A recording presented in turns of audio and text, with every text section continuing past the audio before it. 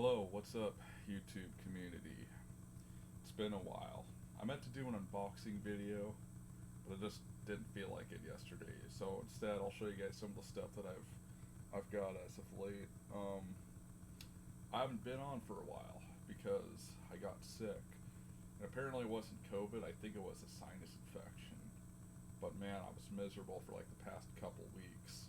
So yeah, the good thing is it happened after my vacation, so I'd rather it happen after than during my vacation.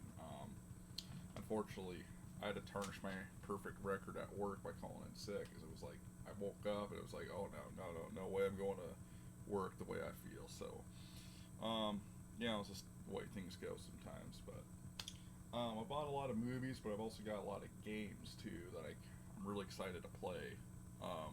So there's that. I guess I'll show you guys. I mean, again, these are Japanese versions of movies. This one I'm excited to watch maybe this weekend or something. But Terminator 2, and this is like a extreme edition. So I only got it because it was really cheap. It's like, hey, for a special edition like that, that's pretty cool. Now, this next movie I had to get this because of the passing of Ray Liotta, Tommy Vercetti from Vice City. But this is Goodfellas. So, and what a good fella he was. Um, it's too bad. I mean, I wasn't even aware he was that as old as he was. I think he was like around 70. I didn't know he was that old, so that kind of took me by surprise. Um, this is one that I watched as a kid, not the Japanese version, of course, but I watched this version last night. But this is The Water Boy. I mean, I like the movie. I'm sorry, I watched it as a kid. It's a guilty pleasure. This movie, I actually just watched it like an hour or two ago, and I actually got this originally because Nostalgia Critic's review of this movie is like one of my favorite videos of his. But this is the Japanese version of Quest for Camelot, although they give it a different title, Maho no Ken Cameroto, or The Magical Sword Camelot. So yeah, it was pretty good. I like the animation, and man, they have star power in that movie. Like all the voice actors, they got freaking Steve Perry from Journey to do the singing voice of King Arthur. Like, how cool is that? Um, all right. But anything else? Well, I got this weird DS game. I think it's like a kid's title, but there you go. Ehon de Asobo 2. And there's like a ton of these games in the series. I was surprised. Um, did I ever show anyone this? It says, Zero A or whatever. This is basically, like if you live, I don't know about, well, I know Europe has it, but if you live in the US, you might know the ESRB rating system, and that's pretty much the Japanese equivalent. Um, Although I'm not too familiar with all the ratings in Japan. Of course, games for like the Famicom stuff don't have that, which leads me to my next game. This is a game that I've wanted for a very long time. I just never got around to getting it until now. But this is The Last Armageddon. So this is like a adventure or like an RPG game by Advanced Communication. Same guys who made Dr. Jekyll, Mr. Hyde. What's very interesting though is if you'll notice on the box, the text here is actually all in English. Basically, it's a really dark themed RPG game where like the human race has annihilated itself, so you play as like these demons. It's kind of like a demons versus aliens kind of thing. It's really weird, um, but it's also kind of cool. Now, of course, this was originally a computer game until Advanced Communication ported it over to the Famicom. And I believe, if I'm not mistaken, this game has the largest soundtrack for the NES. There's like 40 something songs in it. I could be wrong. I could be absolutely wrong on that. But as far as I know, it's it's got the biggest soundtrack. Um, okay. What's next? Guess I could show you this game. It's like an obscure soccer game that I got for pretty cheap. This is World Cup Striker for the Super Famicom.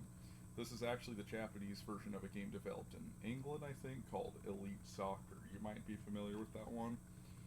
but yeah, they released it in Japan, so that's why I got it. I always like getting games that were released in Japan but developed outside of Japan. Something about it just kind of intrigues me, you know. Um, I guess I'll show the next game here.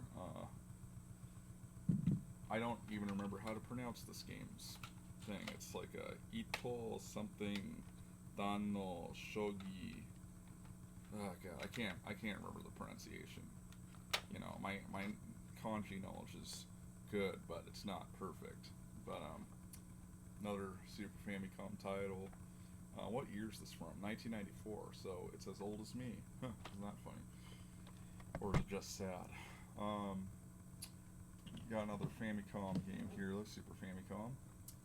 I have to find where did I put the manual? Oh, here we go. I bought this one because copies of this game are actually really expensive for some reason, but I happened to find one for really cheap. So this is Libel Rabble. It's a arcade game by Namco that was ported to the Super Famicom.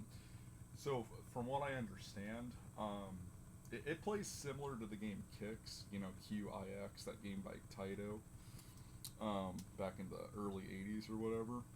But this game was supposed to be released in North American arcades by, I think, either Atari or Midway, but I guess their team in the US or whatever didn't like the game, or they didn't think it would sell well, so never got released as far as I know. It might be on some kind of American compilation by now for like the Switch, I'd imagine, or something, but yeah, for the longest time we didn't have it. But I mean, of course, now you can play it on like MAME or whatever.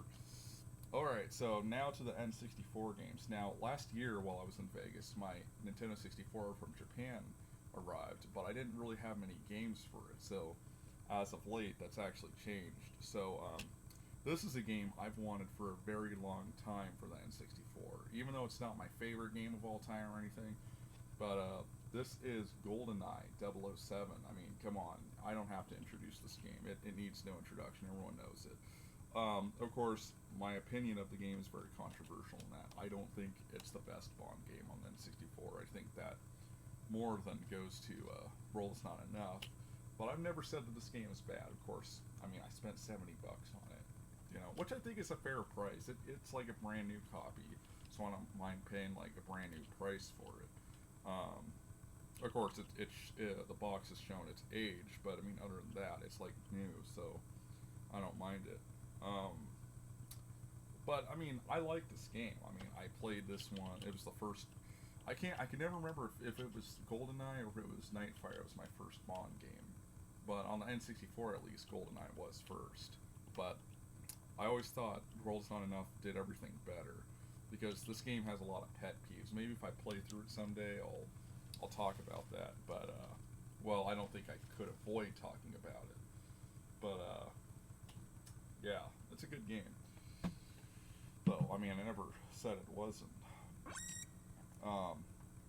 Sorry, that's something else I should show you guys. I kind of already did, but okay, next one, another classic. This is Star Fox 64. I never actually played this game. I think we rented it once when I was a kid when it first came out, and my sister played it, but I've never actually played it. But it looks fun. It looks like something I'd like. And I've been watching a lot of, I've been really into Star Wars lately for some reason, so, and of course, I think Star Fox kind of draws some of its influence from Star Wars, so I'd like to check it out. Oh, here's another movie I got, too, Die Hard 2. It's one that I've just wanted to watch for a long time. It was just in the pile there, so there you go. Once again, another classic. Legend of Zelda Ocarina of Time. Yes. I think this is one I could play through if I really tried, in Japanese, of course. It's like Pool of Radiance, you know, I've been able to play through that game in Japanese just because not only do I know enough, like, I know a lot of Japanese, but I'm not like, I wouldn't say I'm fluent in it, probably enough to order something in a restaurant, and of course I could read a lot of it, but it's just that I played the US version so many times that I would basically know how to play this one. Although I never beat this game. I got as far as Tribu's Belly, and then I got stuck there as a kid, and I just couldn't do it. We had the strategy guide, but I never used it for some reason. guess I just didn't think it would be fun to have to read a book the whole time while trying to play it. And then the next one, which I think is the last one, last but certainly not least, we have Nintendo All-Stars Daironto Smash Brothers. So you pretty much already know what game this is, Super Smash Brothers. We own, my sister has the N64 version, but I never had my own copy, so now I do. Although, man, I remember it being a bitch to unlock Ness. In fact, I don't know if we ever did. I think that he was like the only character we didn't unlock. I do remember the controls in the game being less than perfect. I don't want to say they were bad, just, I don't know, maybe because of the wonkiness of the N64 controller, but yeah. So it'll be nice to, I have to hook up the N64, but it'll be nice to play these games, and I need to look for my capture device tools, because I ordered them, never took them out of the package, and now I have to look for them again, so, I just like that. Mosh, zap, bomb, wham. It's like the, you know, the comic book pain sounds. It's pretty funny. But I think that does it, guys. I just hope everyone's doing well, not getting COVID, because COVID sucks. I had it.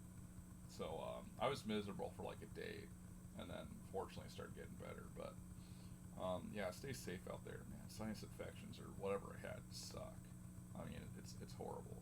I wouldn't wish it on my worst enemy. Then again, I wouldn't wish anything on my worst enemy. I guess the only last thing I have to show you guys, which I kind of already had, if you saw the video I did where I was playing the keyboard, I was doing that Wizards and Warriors 2 theme for the water boss or whatever, but I've actually got myself a new keyboard. It's a TGX 670, and holy crap, these things, so the Yamaha release, I might do like a little review video on this later, but I didn't know these things were so hard to find because they were released last year. So what happened? Did they like cancel making them or something? Well, from what I understand,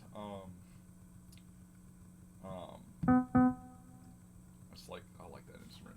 Anyways, from what I understand, because of the chip shortage, a lot of places don't have them in stock. So, fortunately, Craft Music saved my ass.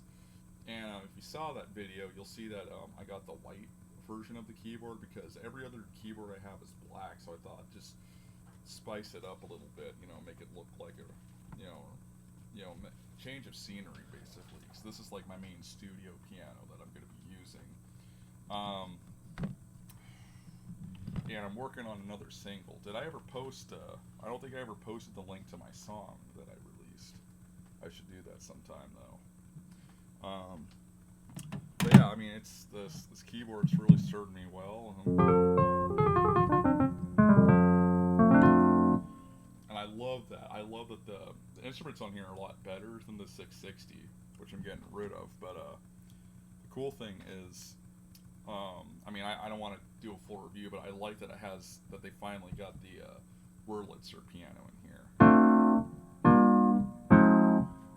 And I think you could add like other effects to it, like Supertramp does the chorus or whatever effect. But it's pretty cool. Another thing I like about this thing is the drum kit actually sounds pretty good. It's probably gonna sound really shitty through the mic, but my microphone's right up to the speaker. I forgot about that, so sorry. All right, guys. Well, you take care. I'll see you guys later. God bless. Peace out. Have a good one.